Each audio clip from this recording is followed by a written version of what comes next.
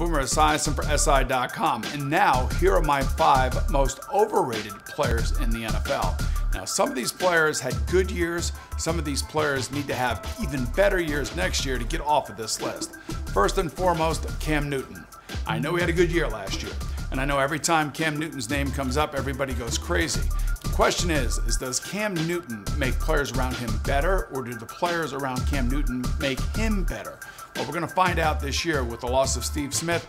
He is going to be in a very pressurized situation. Carolina fans expect them to get back to the playoffs due in large part to a great defense.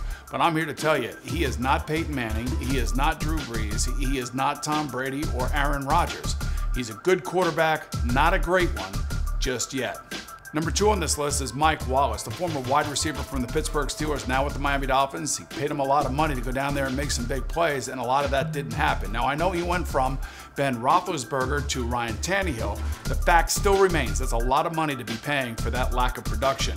Hopefully this year he and Tannehill will get on the same page, and I can get him off this list. Number 3 on this list has to be running back Trent Richardson. Some would put him actually as number 1.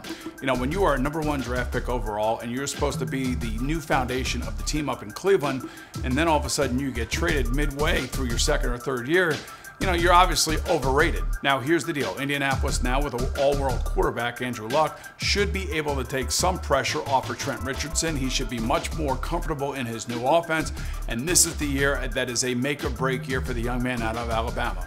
Number 4, another quarterback. It has to be Jay Cutler. Makes a lot of money. Chicago's built everything around him. They should have one of the best offenses in football, and there should be no more excuses. The thing that I saw last year from the Bears was how well they played offensively with Josh McCown as quarterback. Jay Cutler needs to do exactly what Josh did last year, and if he does, they will be a playoff team. They'll be much better defensively. They may have one of the best offenses in football, assuming that Jay Cutler lives up to the promise that so many of us have for him. And number 5 is a player who hasn't even played a down yet in the NFL, and I'm already sick of it, but really, I don't know if it's his fault or it's just the media's fault, and that's Johnny Manziel from the Cleveland Browns. And while I want him to play and I want him to do well because I think he was great for college football and he could take that attitude, that personality, and give it to Cleveland, which is exactly what they need, and I'm pulling for it, I'm so sick of it already. So he's got a lot to prove, certainly, and it's not going to be easy overtaking hometown hero Brian Hoyer. He's got to learn a new offense, he's got to learn a new defense, and he'll find out pretty quickly that the runaround game doesn't work quite as well in the NFL as it does in college football. And there you have it, my top 5 overrated players in the NFL who need to have big seasons this year. I'm Boomer Esiason.